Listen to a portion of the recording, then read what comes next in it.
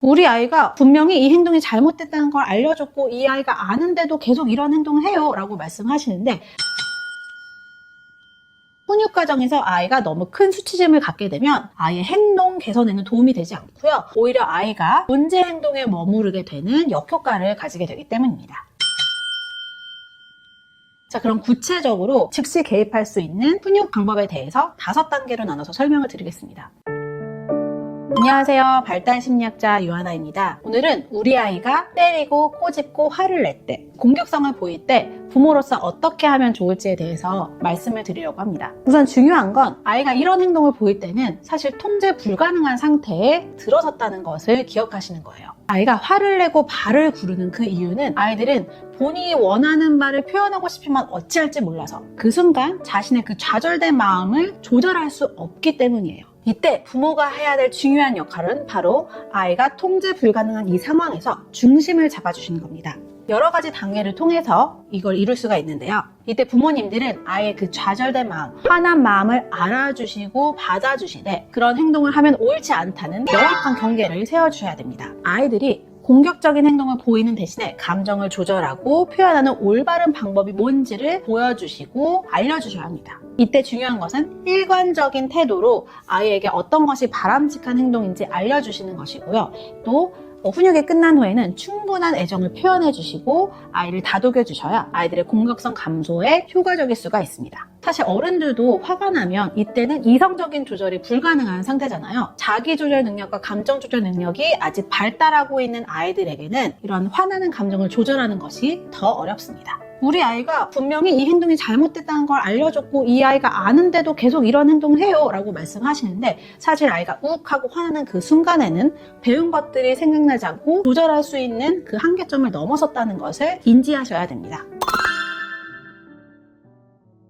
자, 그럼 구체적으로 아이들이 공격적인 행동을 보였을 때 부모로서 즉시 개입할 수 있는 훈육 방법에 대해서 5단계로 나눠서 설명을 드리겠습니다. 우선 1단계는 아이의 행동을 즉각적으로 제지를 하시고 아이가 안전한 상황에 있을 수 있도록 도와주세요. 이때 필요하다면 아이의 손을 잡거나 아이의 몸을 안아서 아이가 더 이상 그 공격적인 행동을 하지 않도록 물리적으로 제지를 해주시는 것도 필요합니다. 이때 중요한 건 부모가 단호하고 침착한 태도를 유지해 주시는 거예요. 두 번째, 아이의 공격적인 행동을 제지를 시키셨다면 이제 아이가 왜 그런 행동을 보였는지 상황을 파악하시고 아이의 마음을 읽어주셔야 됩니다. 아, 블록이 네 마음대로 조작이 안 돼서 화가 났구나. 양말을 신고 싶었는데 마음대로 안 돼서 화가 났구나. 이렇게 아이의 마음을 먼저 말로 표현을 해줘서 아이가 부모의 말에 귀를 기울일 수 있게 도와줘야 됩니다. 3단계는 어떠한 행동을 해도 되고 하면 안 되는지에 대해서 행동의 한계 설정을 해주시는 겁니다. 앞선 단계를 통해서 아이는 이제 어느 정도 감정이 진정된 상태일 거예요. 그렇다면 이때 진지하고 엄격한 톤으로 화가 날 수 있어. 하지만 사람을 때리는 건 안 돼. 네가 원하는 대로 안 되면 기분이 나쁠 수가 있어. 하지만 그렇다고 물건을 던지면 안 돼. 라고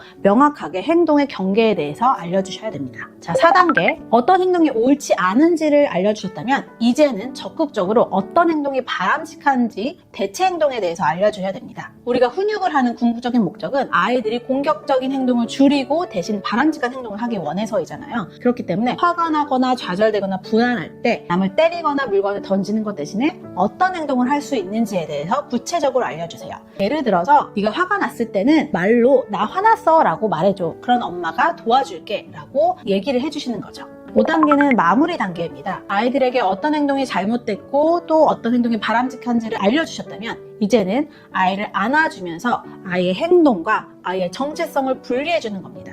아무래도 훈육 상황에서 아이에게 행동이 잘못됐다는 걸 지적하면 아이들은 그걸 자기 자신에 대한 지적으로 받아들일 수가 있어요.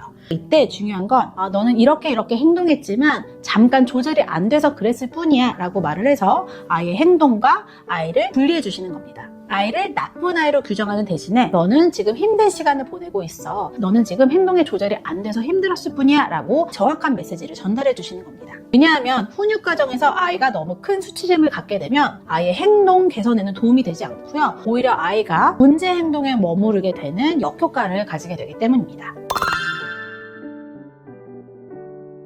우리 아이가 공격적인 행동을 보였을 때 어떻게 즉각적으로 대응하면 좋을지에 대해서 말씀을 드렸는데요. 이와 더불어 중요한 건 부모가 적극적으로 개입해서 아이가 공격적인 행동을 보이지 않도록 미리 예방하시는 겁니다. 구체적인 방법에 대해서 말씀을 드릴게요.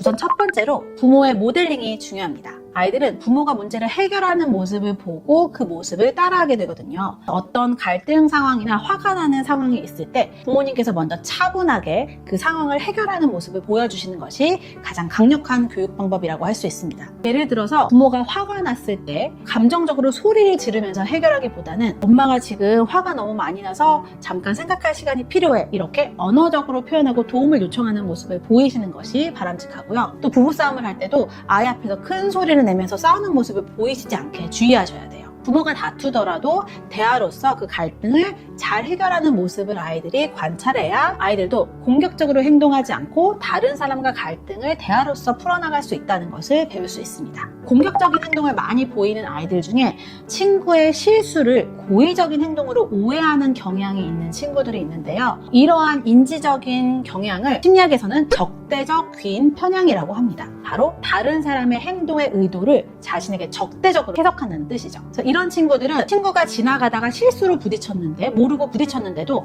저 친구가 나를 싫어하는 마음에 일부러 부딪혔어 라고 해석을 하는 겁니다. 우리 아이가 이런 모습을 보인다면 아이와 대화를 통해서 적절하게 상황을 파악할 수 있는 기술을 기를 수 있도록 도와주시는 것이 중요합니다. 예를 들어서 친구가 정말로 너를 아프게 하려고 그런 걸까? 아니면 서두르면서 빨리 가다가 실수한 걸까? 라고 물으면서 아이가 상황을 부정적으로만 해석하지 않고 다각도로 해석할 수 있도록 도와주시는 것이 중요합니다. 자, 그리고 아이와 함께 문제를 해결하는 방법에 대해서 많은 대화를 나누는 것이 공격 행동을 감소시키는 데 굉장히 중요합니다. 아이와 함께 때리고 밀치고 꼬집는 것 대신에 어떤 행동을 할 수 있을지 함께 이야기를 해보세요. 아이와 함께 자신의 행동이 상대방에게 어떤 결과를 가져올 수 있을지 대화를 나누시는 겁니다. 네가 친구를 때렸을 때 친구 마음은 어떨까? 그러면 친구가 너와 계속 놀고 싶어 할까? 라고 하면서 공격적인 행동이 가져올 부정적인 결과에 대해서 아이가 스스로 생각하고 대답할 수 있게 도와주시는 겁니다. 그렇다면 우리가 친구를 밀치는 것 말고 네가 화났다는 걸 표현하는 다른 방법은 무엇이 있을까? 라고 아이와 대화를 하시는 겁니다. 아이가 만약 바람직한 대안 행동에 대해서 떠올리기 어려워한다면 부모님께서 적절한 대안은 무엇일지 제시를 해주시는 것도 좋습니다. 예를 들어서 친구가 이렇게 행동해서 너가 화가 나면 선생님한테 도움을 청해, 선생님한테 도와주세요 라고 말해, 엄마한테 도와주세요 라고 말해 라든지, 친구가 네 물건을 뺏었다면 친구를 밀치는 대신에 그러지 마, 그건 내 거야 라고 말로 표현해봐. 이렇게 아이가 할 수 있는 대안적인 행동에 대해서 부모가 제시를 해주시는 것도 효과적입니다. 아이들의 공격적인 행동, 이 행동에 잘 대응하시기 위해서는 부모가 평정심을 유지하는 것이 핵심입니다. 아이의 불편하고 좌절된 마음을 읽어주고 받아주시되 잘못된 행동에는 단호하게 반응해 주시면서 행동의 경계를 배울 수 있게 도와주세요. 지금까지 발달심리학자 요하나였습니다. 감사합니다. 영상 아래 설명란을 보시면 아이박사 하나박사 온라인 상담실 링크가 있어요. 아이 발달이나 양육에 대해서 궁금한 점이 있으시면 링크를 눌러주세요.